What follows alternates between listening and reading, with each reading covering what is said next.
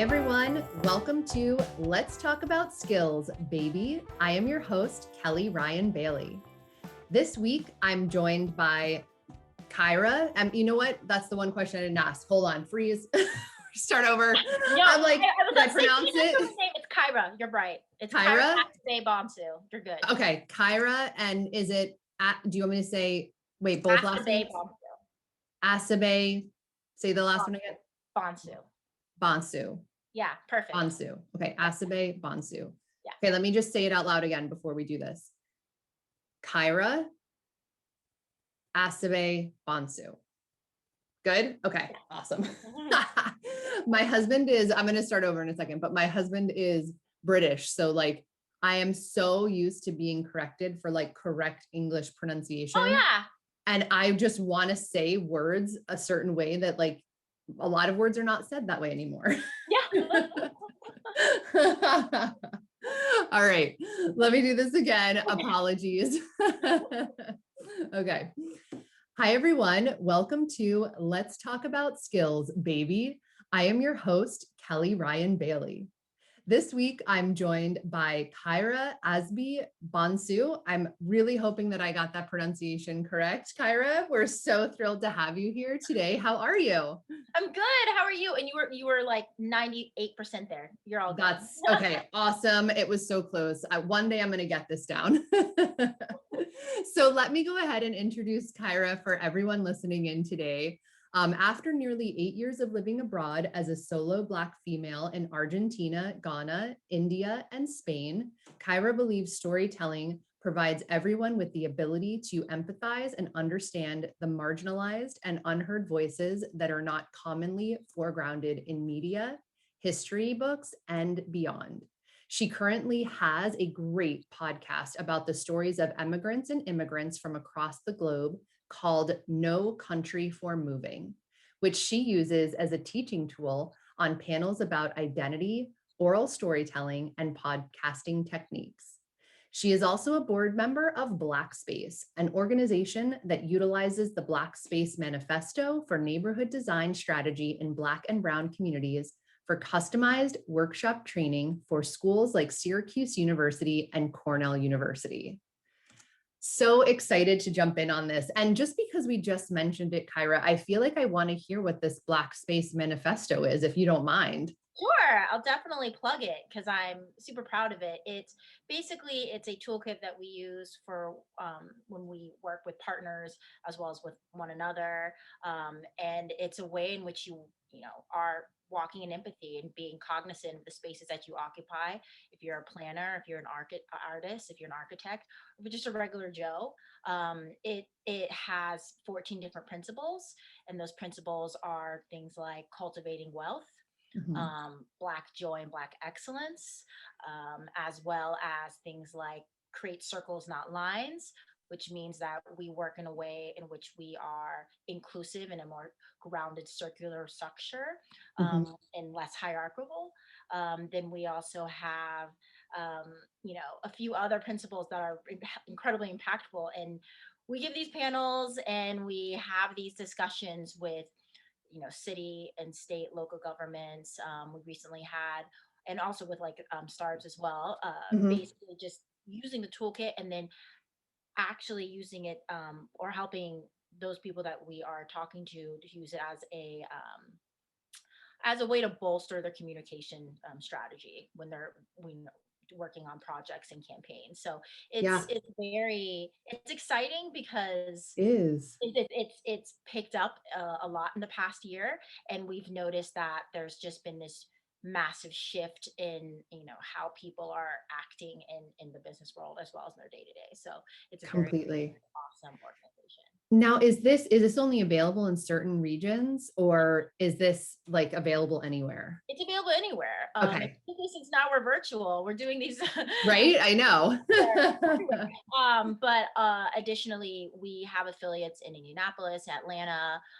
We started out in New York City. It started off as a brunch club, and we also have it in hopefully also in like Seattle, California, a bunch of other places. But we're expanding pretty rapidly.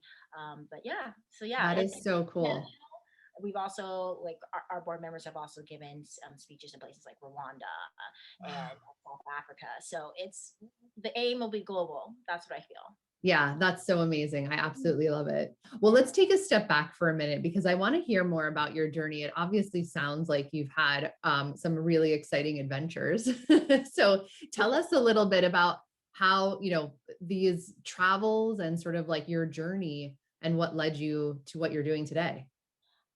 From a very early age, I've always just wanted to learn more about other cultures.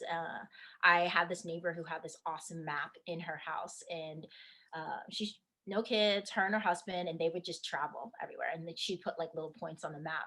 And I just remember So going over there cool. because her mom would drop me off at her house, and it's like, this is what I need to do. I was like, this needs to happen, and I don't know how. So from an early age, that and the Encyclopedia Britannica in my house, like reading about different cultures, and it helped that my master, pardon, not my master's, I wish it was, my undergrad was about international relations in Spanish, and I with sociology focus, and so I was often just like sociocultural and political aspects of the Mhm. world was big for me. I studied abroad in this town called Alcalá de Henares in Mhm. Spain, and it was fantastic. I had like a very immersive Spanish experience, unlike a lot of people who travel abroad. And then after college, after a dark 9 months at home, but it was necessary, I went to India for a few months with an internship with an NGO. And I was just like, that was like no experience I'd had before. I'd gone to Ghana, but I had never, I'd never been to Asia, and I was by myself and had to figure out my housing and getting to work. And it was just like, you realize India is large, but when you step off the plane and you see all these people, and it's just like, I was like, oh my God, this country is massive. Like just the Wow. sheer culture, the history. And I was like, oh, and I was like 23 or 24. I was like, what is happening? This is incredible. But I'm also like, where am I? Yeah. Uh, Was any of this scare? Like I think of like the strength and resilience to be able to go there, to go anywhere, right? By yourself and to figure this all out. I mean, I think of this just from a female perspective, because like I know how it feels to be like vulnerable. And then of course, it's like, were you scared? Like how Terrified. yeah. I was terrified, but like the will to leave was the big push. I was like, I Yeah. gotta go. Yeah. This is not my time to be here right now. But it's you also read about traveling alone as a woman. It's safe, Right. and how unsafe it is, and how you have to be hyper aware. And these are all true, but Mhm. it is something also to recognize just that like America's an incredibly dangerous nation. Like Really. it's the violent crimes here are random and very like sporadic, and not to say it doesn't happen in other countries, but I feel like in India I knew that I just needed to be aware, and in other countries I just knew it was like, okay, you have to be more aware because this is not your home. This is your temporary home. And even if it Right. was your real home, you are still a woman, and just being cognizant of that, and understanding how to walk in spaces, and also Yeah. making friends with Right. neighbors, having making Yeah. sure that they know you, so they're like, hey, how are you? Like, this is what's happening, because you're not connected with the community yet. So Right. that's my big thing. I do that. I live in Brooklyn. People in I just moved. Everyone in my neighborhood now knows I like to go on like random runs. They're like, how was your run? I was like, do I know you? I don't care. I'm glad that you saw me run like a week ago. And now we're like friends. We're boys. Like, this is important for me. So Yeah. So it's building relationships is sort of a big thing for it's a you. huge thing for me, and it doesn't take much time. How's your day? Like, Yeah. they're like, oh, it's good, and then they'll remember you. That's it. Yep. Like, people, they already know you may not look like you're from the culture, but they are more inclined to interact with you because you did one thing by asking them how they were. Right. Right. It's like common kindness. That's so Yeah. nice. Mhm.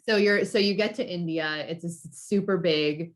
You're trying to figure this all out. What else? I go into this apartment that is way overpriced, but I come into an apartment with people from Colombia and China and Turkey, and I was like, okay, well, this is interesting. And the program I was in is very international, so I knew it was going to be an international group. But I was like, this is exactly what I'm looking for. That's This is great. like I was like, this is overpriced. I'm sharing a room with like two other people, but you know what? I'm just gonna do this anyway. I'm just gonna make it work. Yeah. Uh, and I did, and there are people I'm still friends with to this day. So Uh, cool. yeah, like we visit each other in various places, and we're definitely connected. I've gone to their countries and visited them, and they haven't been here yet though. But No, yeah. well, it might be a while, I but know, right? We don't know. we Well, don't so even. what was this internship with you It was mentioned an through NGO? It's like a student-run organization. Uh, I found it through like internet digging and yeah. And I'm sorry, what was it called again? ISEC, AISEC. And I'm Okay, I, no, I haven't heard of that. yeah, and I'm wondering if it's still around because I mean Okay. it's been a while, but there are so many organizations that are like that offer internships abroad. Yeah. It's just so much of like looking for it and applying. There's also all these like fellowships, even more than there were when I was applying for them. Uh, Wow. it was like a short term, like a couple of months, which is what I wanted. And then when I was there, I interviewed to go to Spain to teach, which was great because I was already with Colombian, so I was practicing my Spanish. Yep. And then I went to Spain pretty much directly afterwards, which was fantastic. So Wow, that's amazing. So do mhm. you feel like you learned so much in, I'm guessing like it feels like probably a short period of time by going and experiencing in a different location, different Oh, culture. absolutely. And that period of time, it was so transformative because I was constantly challenged with things like um transportation. There was like a language barrier. I don't speak Hindi or the Yeah, hundreds of other dialects in India. there's a uh lot. they were just like adjusting to the culture. And then going to Spain, I studied abroad there, not the same as living there, not Right. at I realized how much that program like supported me when I had to get Wow. an apartment, when Yeah. I had to like find like furniture or like shop in places like this is actually kind of expensive or this is really cheap or this is da, da. I had to set up my bank account, which was a nightmare. Wow. It was not easy. And also when you feel like you speak Spanish but they start saying words that you've never heard before, and it's quick. And then you're also trying to navigate work in doing that. And so Hmm. uh, and then maybe at some point you don't really like the school you're working at or wherever you're working, so you're applying for jobs, but you need to translate your resume to Spanish. And then they're like, well, you don't really have much experience besides this. And I'm like, but I'm here anyway, like why not hire me? Like we need you to go Right. back to America and do this. So that was my dance in Spain a lot Yeah. because I worked in education, and I did some all through the government, and I wanted to do more, and I found it almost like impossible to find Really? 9 to 5 there. And they were Do you feel like it was like did you feel like you needed to be part of the community when to find work, or what do you feel like the reason might have find been? work, they just weren't sponsoring. And Got so it. it was like a crisis at the time. And so Yep. they weren't really sponsoring a lot of people or a lot of anyone to stay. I Uh, see. and like unemployment was like most people who are around 30 years old were still living at home with their families. So Interesting. Okay. yeah, so it was very topsy turvy. And for years I stayed though because the quality of life was great. I was making basically the equivalent of what a doctor makes. uh, Wow. and I had all this vacation time, so traveled all through Europe, went to Morocco, did all the traveling in So Europe. fun. That's Yeah, amazing. it was fun, and I made friends. And then I kept in touch with those friends who lived in different spaces. Yeah. And it's just Europe is smaller, and the flights were cheap. So You that was can great. go places. Yeah. Yeah. So what was your favorite country that you visited? That's really hard. I love Italy just because of the food and the Mm, history. It's just I I'm love it. hungry right now just thinking about Yeah, I it. know. Oh, Italy, you're so great. And then but I loved like Krakow, Poland. Yeah. So fun. It was like a university city. It was like the dead of winter when I went with my friend, but it was Interesting. fun. It was Yeah. just the food was eclectic. The people were eclectic. I also really like Germany. I was surprised at how much I liked the colder spaces because I'm from Texas, and I was like, oh no, I'm gonna like everything warm. But Right. not how it works. And if you So don't, interesting, right? You never know until you try something, I feel like. mhm. Yeah. So when you did all of this, like what I try to think of this for, especially for our listeners that might be trying to think about, man, doing something like that. I'm just that would require so much planning, so much Mhm. money. I'd need to know people. Like I could just imagine the things we say to ourselves to say, like, no, I'm not the type of person that can do that thing. Do you feel like anyone can do that? I do believe anyone can do it. Yeah. And you will make friends. I tell people this all the time. You don't even really need to know anyone. Like it's not like, and on my second move to Argentina, I knew almost nobody. I knew one Yeah. person, my friend's ex-boyfriend. She recommended me to like talk to. I was like, "Are you sure?" She's like, "He's the nicest person. He will make sure that you are taken care of. That is how he is, and that's exactly how he was." Wow. He was like, "This is what you need." He almost told me not to move there, and I ignored it because I already bought my flight, and I was like, "No, I'm moving." And he's like, "Okay, I'll meet you for lunch." He's like, "Oh God." Why did he tell you not to move there? Argentina was even a worse economic state than Spain. I kind of saw my move to Argentina being temporary, not for a long time, and it was just struggling. It was like a struggle that, uh, like it's been going through constant hyperinflation. Um, the government leaders, they can be a bit wonky. They're a little Trump-esque, but that's Yeah. why moving back to the States, it's like, oh, this is what I've already used to. This is like the same thing. But it's more the fact that their economy is constantly, it's like pegged to the peso as opposed to the dollar, so it's always fluctuating, and there's a Got lot it. on there. So people's money devalue really quickly, Yeah, and that's hard. they're like hoarding dollars outside the country or in banks outside the country if they can. Right. So and the jobs are kind of like hard to come by. Hard to come. But Yeah. if you speak English, it was a lot easier. If you came with Really? a business idea, even better, because then you're setting up shop in a place where your money is has more, like, holds more, and Okay. you're able to do more. So a Interesting. lot of entrepreneurs move down there. There's still entrepreneurs who live down there. Uh-huh. And what I found is that there's a whole network of foreigners from all over who are in Buenos Aires, and they were able to, like, I was able to navigate the job scene through like Craigslist. Like lots of jobs are posted on Craigslist, lots of Cool. jobs are posted on like the English speaking newsletter, which became like a publication, which became this massive news organization in the time frame I was there. I was like, oh, this is Wow. a newsletter. Oh, this is like a website. Oh, so now this is part of the national, the Argentine National News Media Corporation. Okay, that's cool. Wow. How long were you there? I was there for 4 years. Yeah, Wow. I That fell is a in lot. love, so that's what kept me there as well. So What kept you there? I also fell in love. So Ah, yes. it definitely, That's sweet though. Is it yeah. so yeah, so I mean if you're willing to share, tell us a little bit Yeah, about totally. this. I mean, leaving Spain and like the myriad of dating situations, which are special to say the least, because often people ask you like, how long are you going to stay?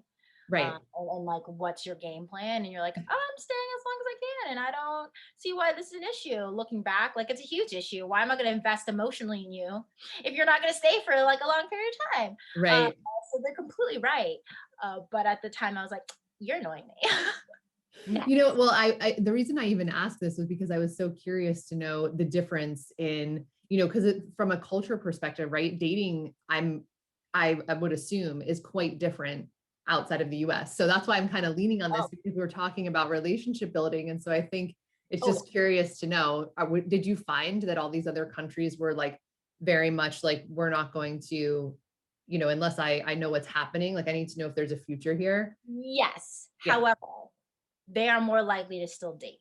Like Okay. they're still like, and I will say that more with the Spanish speaking, even Uh-huh. Italian.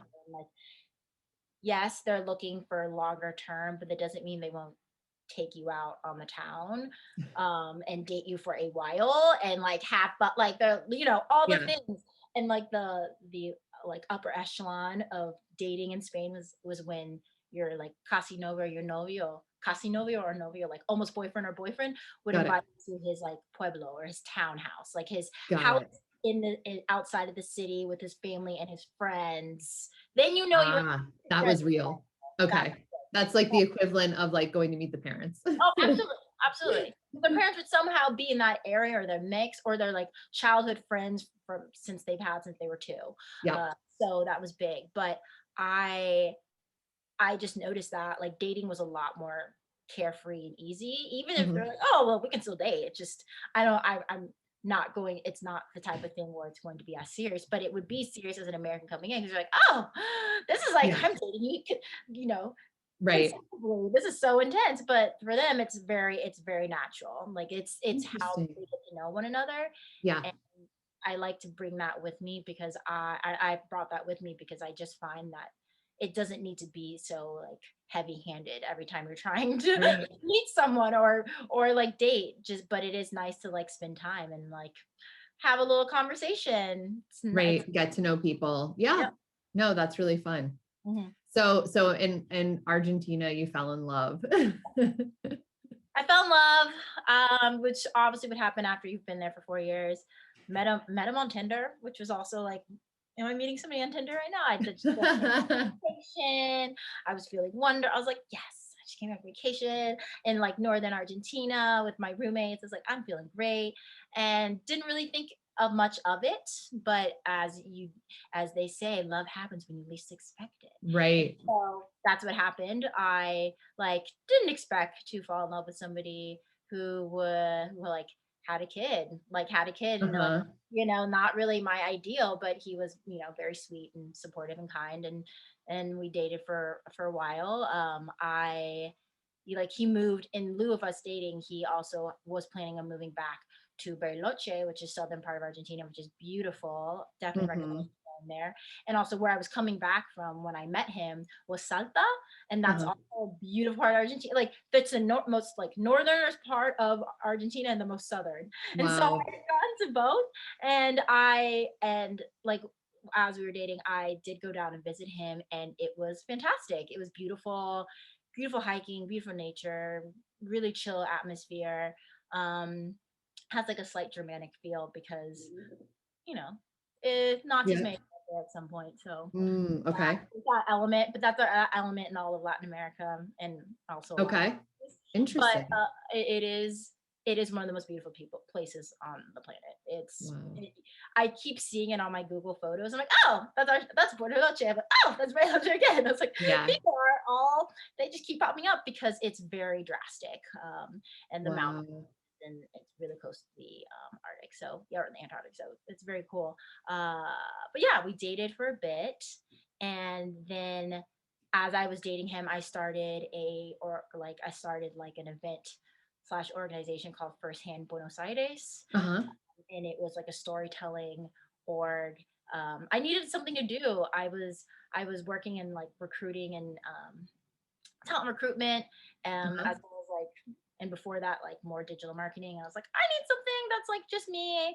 These jobs aren't like really like my jam. And so Uh-huh. after doing one performance, and then 6 months later, I was like, I want to do this again. And they're like, oh, this group is no longer happening. I was like, well, I'm gonna start it again. And so I met with a few friends and just it got bigger and bigger and bigger, and it really showed. I really noticed how much my network had grown because I had at least 20 people who would come and like listen to me and to my friends speak and tell their own stories, and it was so fun. And Wow. just being on stage because I was a theater kid, so of course I like the stage. Totally get it. Yep. Yeah, being on stage was fun, and then it got bigger and bigger, and I passed the torch on to a friend who's still running the org, and she has like agreements with different like businesses in the community, and it's Oh, it's fun. so nice. It was nice. It was easygoing, and it was something to do like every other week, and I Yeah. really tracked the following, so it was good. Totally. So when people were sharing their stories, I'm always curious, once you start to hear stories often enough, right? You start to see that there's a commonality across when people tell their stories. So what is that like thing that always stuck out to you?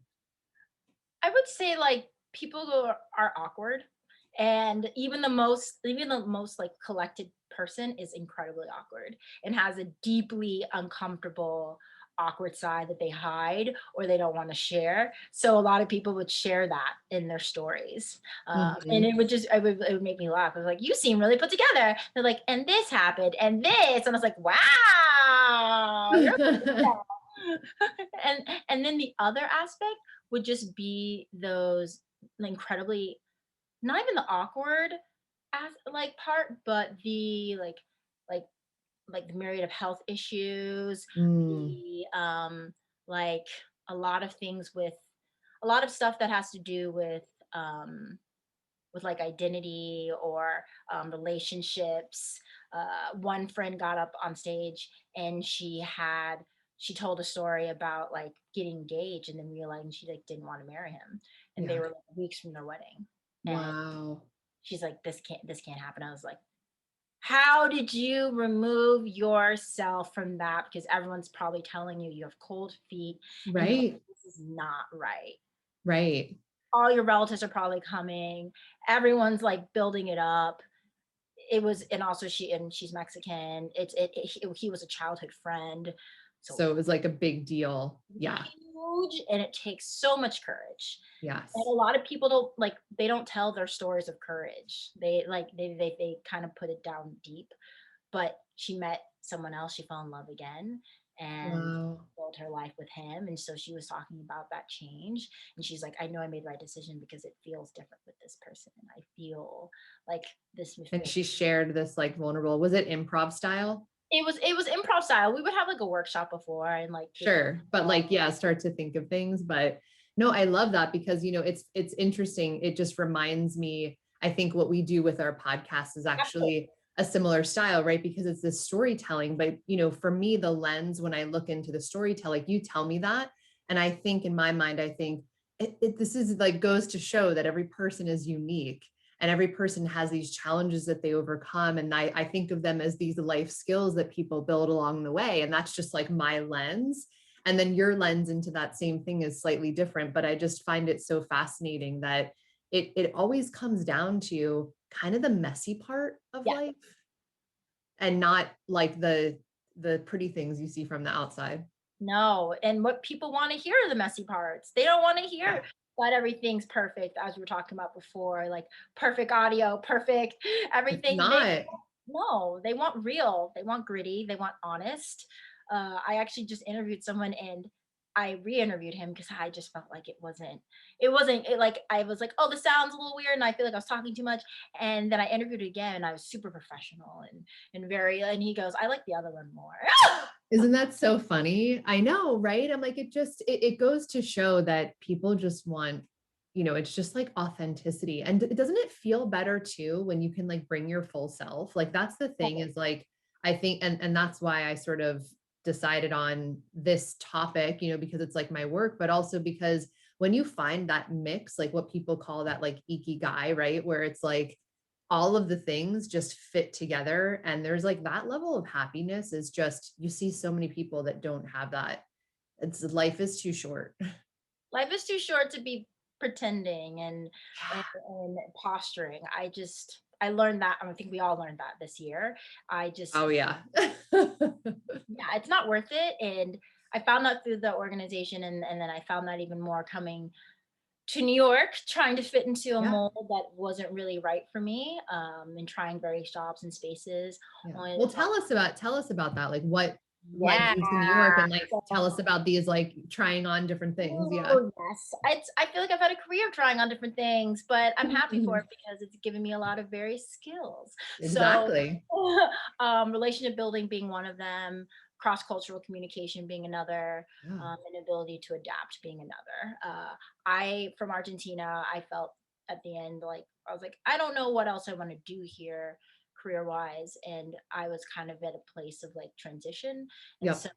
I still dating the boyfriend, but I went traveling for a little bit to Colombia, Ecuador, Chile. And then I landed back in Texas. It was a tearful goodbye from Argentina, but it needed to happen. And then from there, I was in Texas, just like kind of seeing my parents. I didn't see my parents in years.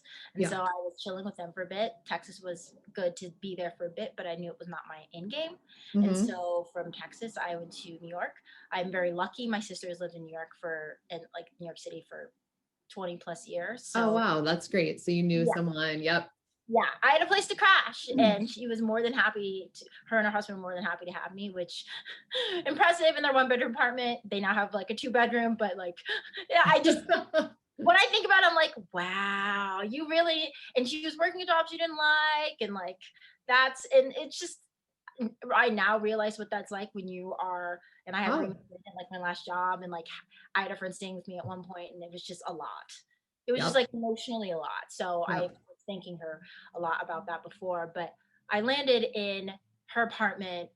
I had $745, 750, like around that. And I didn't tell her this. I recently told her this, and she was like, she's like, Barbara. I was like, well, and so I immediately just started looking for some part-time work. Yep. Um, she had a friend that worked for a man who was a CEO of a bunch of restaurants. He was looking for like operations and HR assistant and all these things. Yep. And so and also like, he was like, you would be helping me out, like not my EA, but you'd be like an operations assistant, be also doing HR. So you'd be helping to, um, Yeah. hire people. And I was like, okay. Like wing person, all the things. And what I was warned of was that he was crazy. Ah, And that he was kind of a psychopath, and he was really like abusive and verbally. And I was like, okay, it's a short period of time. I can do this, whatever. And they're like, okay, we're warning you. wow. It was bad. It was bad. It was traumatic, bad. At one point, he also tried to fire me, and he like yelled at me in the middle of a restaurant. And I was like, this is not happening. And he's like, Wow. okay, I'm sorry, I yelled at you, blah, blah, blah. I ended up quitting like a week later. It was just one of those situations that you kind of realize when people tell you it's bad, just don't go. It's Yeah. not worth it. Not worth it. You're not the like, you're strong, but why put yourself through something like that solely so you can be like, I did it, not Yeah. worth it. And Yeah. then from there I moved from my sister's apartment to Brooklyn. I was living in Mhm. Parksville, found out like a deal, and I like in the time that I moved, I quit my job, and so I was looking for work. My now ex-boyfriend was visiting from Argentina, first time to America, so I was planning a whole trip with him around New York City. We didn't like leave the city, just everything, Statue of Liberty, Yeah. the city we saw. I've seen things that people in New York, they're like, why would you go? I was like, because why not? We were walking, we made it work. Yep. So definitely had like that crash course in New York City. And then what else happened? So then he was here. I realized it was going to be weird, like him moving here didn't really feel right. And so that relationship was starting to end. And then from there, I mean, he left, and then I started working at a VC, venture Hmm. capital space, for like a contract position. That boss was also just, we didn't connect. Also, something I was doing more operations, also helping to hire and things like that. And I was like, this is actually kind of not for me. Hmm. Um, Great experience. I ran a large event with a friend at the Billions house in the Hamptons, like where they filmed Hmm. the Billions.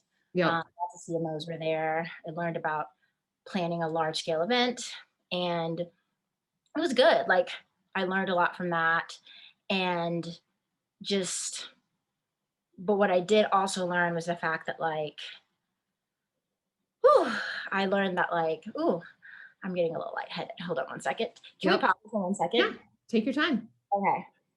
1 second. I am, ho, ho, ho, ho. Take your time. Yeah, I'm like on my knees, which is probably Mm. best. Are you? Yeah. Uh, uh, You uh. should have told me.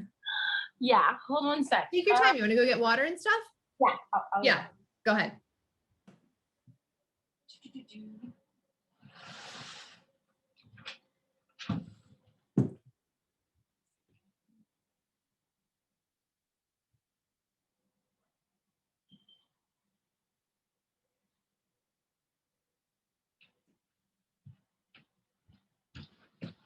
I was You like, I can okay? do this. I'm a queen. I can do everything. No, you can't. Are you okay? Yeah, I'm totally fine. I have a stool, and we're just gonna elevate my computer a little bit better. Yep, that's awesome. And we will be totes fine. The behind the scenes look. I know, right? Here we go.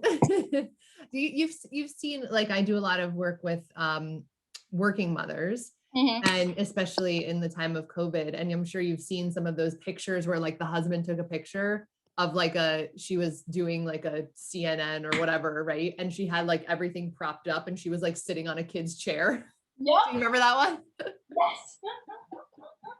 And I was like, that is real life, isn't it? That is real life. It is the way it should be. Yep. Okay. Oh, way better. Cool. She's done this before. I don't know. See, there you go. I know. Sometimes we don't think of those things until after. Exactly. I wonder, like, in all of your travels, I'm curious how, just in general, women that worked and had families, did you notice a stark difference? Oh, absolutely. I had a lot of friends who were starting families while I was there, and the way in which, like, firstly, childcare is a lot more affordable. Yeah. In a lot of other places, it's ghastly here. So a lot of people were able to get childcare easily. Navigating the whole taking care of their kid as well as working was not as stressful. Like I was still hanging out with my friend, and she managed to make the time. But she also had a nanny, but her nanny was very affordable, and it was like a much more expensive a nanny as well. So I noticed a lot of people were able to do that balance easier. There are people I tutored whose both their parents worked. A lot of people have like live-in nannies, and it's actually cheaper than having like a daycare or anything like that, which is crazy. Like and now in the States, I have a lot of friends who have live-in nannies too, and it's also a lot cheaper. They were like, yeah, it's like we budgeted it out, and it's so much cheaper to have somebody here or like have an au pair than it is to do a nanny situation. I was like, well done. That's actually really cool. No, I grew up with au pairs, and that's like how I think I had. I'm trying to remember now. It was either 16 or 19 different au pairs because we had basically almost a new one every year, except when I was a little older, we had and again, a woman that we stay in touch with to this day. We actually just talked to her at Christmas time. She's living in California now, but she's from the Philippines, and she was like a grandmother. And at the time, she came and she lived with us for like 4 or 5 years. She was like our grandma. Like that's what we felt like she was. Sure. Yeah. That's really cool. Okay. Yeah.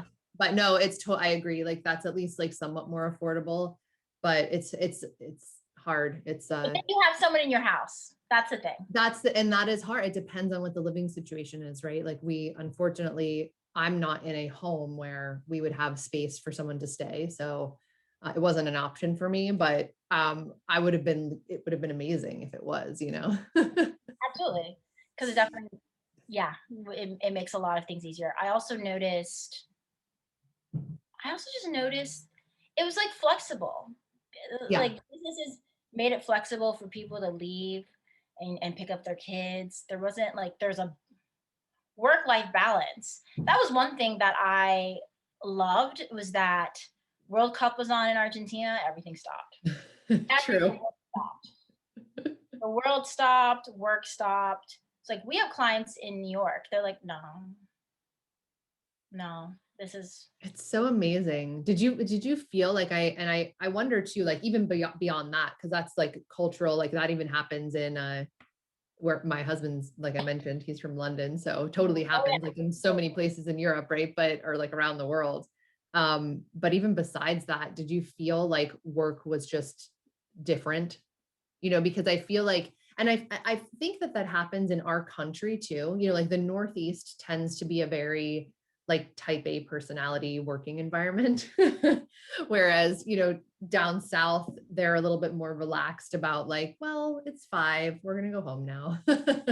No, you can tell. I mean, although I would say both my parents were always working, I feel like, but they worked in like finance and banking and engineering and stuff like that. So they were always working, but I've noticed in New York, obviously that massive difference is that everyone's working, and there is not like, doesn't matter if you have a kid, you need to be working, like pick someone, ever better pick up your kid, or someone else needs to shift doing that, or like Yeah. taking time off. I just remember my sister who doesn't have kids, she was telling me like she had an employee that like was taking a lot of time to take care of kiddos, like, and she's like, I'm chill with it, I just know that like the other people she works with are not. And No. she's like, I know that she is a working mother and that she needs to be supported, but a lot of people are like, why is she taking time? I was like, well, she's a single mom, and like she's got, Yeah. and uh the work-life balance in New York doesn't exist. It like doesn't exist at all. You really have to like forcibly create it, and I just feel like that's really troubling to me. um Yeah. and it's part of the whole like rat race in New York. It's like, oh, you got to make it, like this is what you got to do, like this is what the whole thing. And I'm like, oh, is that And right? Like, that's not how you feel. I'm like, that's a little messed up. I love New York. I know that I came to the right place, and particularly the pandemic. We're in the best place, like New York, Yeah. Jersey. Um, Cool. but I do think that that's harrowing, that you can't take time. And if you do take time, you are a billionaire who just is able to do so. Or, Yeah. or you live here part of the time and then you come back and forth. But being in New York time in and time out, like even now that I make my own schedule, I still feel like I am constantly on. Yeah. And I have to remind myself, okay, let's journal, meditate, like take time to go on a walk, Totally focus. Yeah, it's got like unfocus. I mean, so which, so tell me, like, I'm so curious to hear more about your podcast. And of course, like Blackspace is really interesting to me because I'm working on a project right now in Columbia, South Carolina, and I went to school in South Carolina.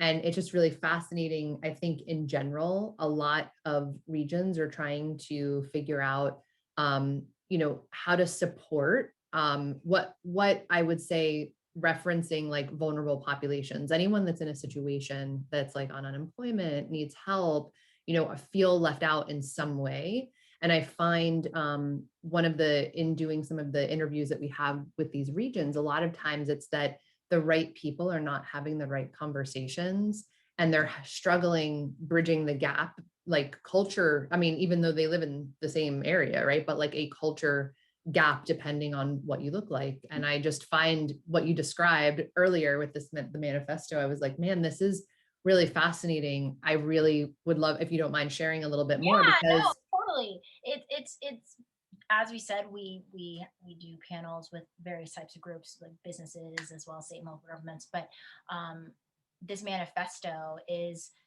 enables enables you to walk in a way in which you are empathizing, or at least listening to those, actively listening to those who you're yeah, interacting with. It's one of the principles is be a humble listener. And that is so that, true.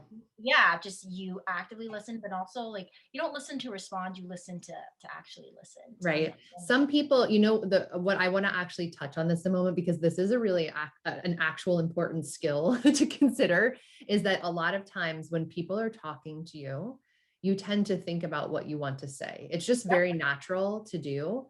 And especially for us who do public speaking, like it's sometimes you have to be okay with the fact that you might not have the right thing to say right when it's your turn, and pausing is totally fine. But that concept of active listening is like, you need to say, no, I'm not going to think about the next thing. I'm going to really listen to what this person has to say. And then the empathy side is like putting yourself in that person's shoes. Like if I experienced this, how would I feel? And being able to see and respond in a different way. And you don't have to have the right things to say. That goes back to that perfection piece, right? But I think, sorry, I wanted to touch on that because that Well, is actually a hugely important skill in life and for work. yeah, it's huge. And it's something that we all know is important, but we don't always do. And Mhm. so it's about that. We also, Blackspace also has a Brownsville toolkit that is for planners and Mhm. architects if you are working in communities and doing community building. So Um, cool. and so So is it like a bundle of resources? Like what, when you, yeah, okay. I mean, we do customized workshops, we Okay. do design charrettes, we do as well.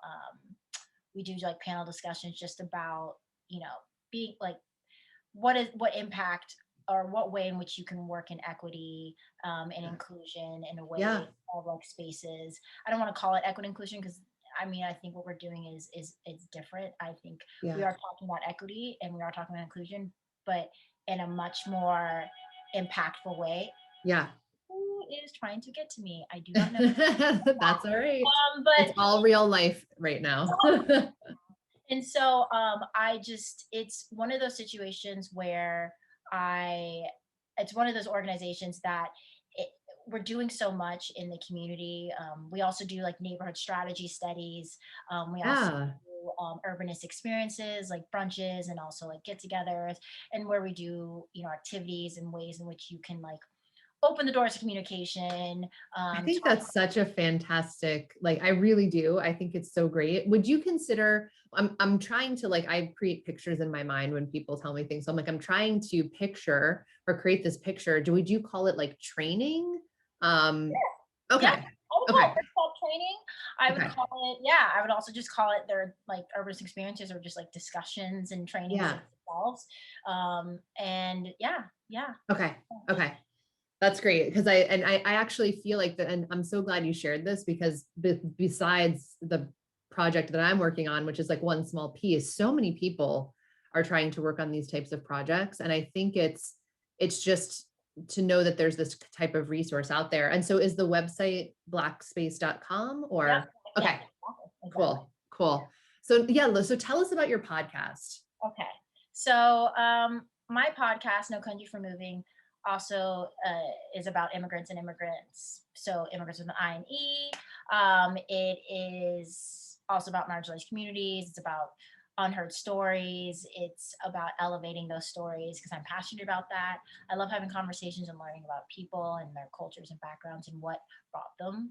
And I've been Yeah, doing it for years. So I just figured, why not bring it to a podcast? Like, it's awesome. I love it. so it's been a passion project. I met people through friends who wanted to talk, and then I've spoken to friends, and now it's branching out to more people, and it's about empathy as well, and it's it's a skill set that I like definitely have in me, like definitely an empath, which can be great for some things. Other times I feel like I'm absorbing all of the emotions of every person around me, which Right. is a lot. I But can totally, actually, I can totally appreciate that because I get that way sometimes too, where like you were talking before about going for a walk, going for a run, meditating. When you hear people's stories and you're that type of person that can like really feel what they feel, it actually is quite exhausting. it is. You're like, okay, this is good. I was like, Yeah. oh, this is so It's exhilarating and exhausting at the same time. Like, I don't know how to, because you feel so like there's this fulfillment, like this deep fulfillment. And yet it's like you can't unhear what you heard. yeah. And then you like, I have this thing I'm working on in therapy, which is like not taking on other people's Yeah. emotions and like obstacles. I was telling my therapist, I was like, oh, this person just moved in and then they got robbed and then this happened. And he's like, okay, that happened to them, that did not happen to you. Mhm. Like what you can do is be safe and like try your best. There are things that are still going to happen to you and you can't control, but Right. this is not something that you should be absorbing because this is somebody else's Yeah. obstacle. You can support them by being there for them and Yep. and that like, but for me, a lot of times I'll hear something about someone and they're a close friend, and I'm like, oh God, I'm like so worried for you. Yeah. And then I'm like, is this gonna happen to me? And how do I like not have it happen to me? And like, what do I need to do to prepare? And like, I imagine they're going through all these things right now, and maybe they are, and a lot of times they are, but I, I Yeah. can't put on that on my backpack as I'm putting it in my backpack as well. Totally. Totally. You can't. I mean, and I know, believe me, I really truly know how hard it is. But it's just something I don't even know. It's like, I can tell you're like a giver, but also that you want to help too. Like, it's like you really, you want to be there for that person. And it is really hard to like turn that part of you off to a certain extent, right? Yeah, Like it's it's, it's hard. There's It's never a, you know, and the thing, and this is what's always fascinating, I think, when we hear these like stories and these people's journeys, again, I'm going to always bring it back to life skills on my platform, but like good. when you hear this, the interesting thing is it's not like an end point. Like there's not an end game. There may be like a short-term end point, but in all honesty, like this is like there's ebbs and flows. And it's kind of the same way that when we build skills, like there's not this one way to do any which thing. It's like a habit, it's like a habit, it's like practice every day, just like us trying to hold back, you know, there's a certain level of feeling empathy for someone. And then there's that next step where it starts to get, you're feeling the trauma and you're actually like fully experiencing it. And and this is like, that's actually a skill. It's like, it's so fascinating, right? But this is the way it works. And you'll see throughout life, I think, in that journey where you're going to use things for a little while, you're going to not use them, you're going to pick new things up, you're going to hone on this one thing. And that's what it sounds like when you describe that. You're never going to be like better. It's just like today is an okay day and I'm going to try to make tomorrow better. Yeah, that's it. And that's pretty much nail on the head. Like, But I also go to therapy, so you know. yeah, no, I'm a huge proponent of therapy. That's why I wanted to share it, because I feel like mental health is wealth and people don't So much. discuss therapy enough. They're like, oh, I'm ashamed. You look like, why?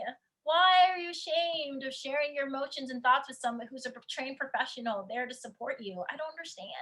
No, there should be no shame in it. And in all honesty, like when going back to this is why this podcast exists, like that is the exact reason, because there is only so much you can do. You know, when you talk about like life, which a lot of your life is your work, as we've talked about, like a lot of the time that you spend is at work. And a lot of the way that you navigate and progress at work is through learning. So that's why I'm like focused on that. But if your mindset isn't in a place for you to accept and handle challenges and all of those things, you cannot navigate because you have a blockage. Like you can't see past that. So those sets of skills to gain, which I think like from a mental health perspective, it's like growth mindset, those life skills are so important to everything else, personal relationships, et cetera, et cetera. Oh, agreed. 100% agreed. And one skill that I feel like I have formulated is just the ability. I mean, we talk about empathy, but also understanding that, like setting some boundaries. Like Yeah. It's hard to do that for a lot of people. So you're good at this. I'm getting better at this. Okay. Okay. I realized, I mean, I'm an introvert, but I'm also like an extrovert in a lot of ways. So Yeah. I realized that like I have to unwind and I need to separate myself and like take Yep. care of You have myself. to have alone time. I need Yep. alone time. I need Yep. alone time. And when I was living outside the country and I had numerous roommates, there was hard to have alone time. So I like Mhm. stayed in my room. And now that I live by myself, I have all the alone time I want. So now I have Well, and you know, COVID. so it's great. But I also like, remind myself now to interact with others Yeah. when I can. When I Yeah. can. But boundaries are, it's hard. Uh, it's hard because you want to do a lot. You want to like be this busy bee who's productive, but you also like need to rest. And so I'm Totally. better at resting. But Yeah. it's That's so important, right? When we talk about this whole like mental health, right? Because the thing is that we tend to just be like, go, go, go, go, go. Like that's what society has made that super acceptable and actually probably not as acceptable when you don't act that way, right? So we're just like conditioned to be like, no, that's what we're supposed to do. Our bodies tell us when to stop and we don't listen. And so if we just like that, you know, when we're talking about this sort of like foundation, that's why I lean back on that all the time, because if we don't, we have to actually choose and force ourselves to stop and rest. And we have to think of that as like an everyday practice, or you're going to go to the point where like your body really will shut you down. It'll get sick. You'll burn out. It really worn out. I have barely been sick this year. If this was a like non-COVID year, I would have been sick Right. 2 to 3 times. And it's not like I'm not busy. It's not like I'm not active. I do think not interacting with people means less germs, so that's one thing. But Totally. Yep. I also believe that I've been better at making myself go to bed, even if there's something I need to do. Right. Oh, let's do like at this time. Nope, go to bed. Because either Yep. way, it's not gonna. It's like you have already like you're already Yep. at the point of where it's not going to be at the best. So make your peace with that. Get to it in the morning and try your best then, and let it go. But there's some proper planning that you did not organize yourself in a way that is already going to make this hectic.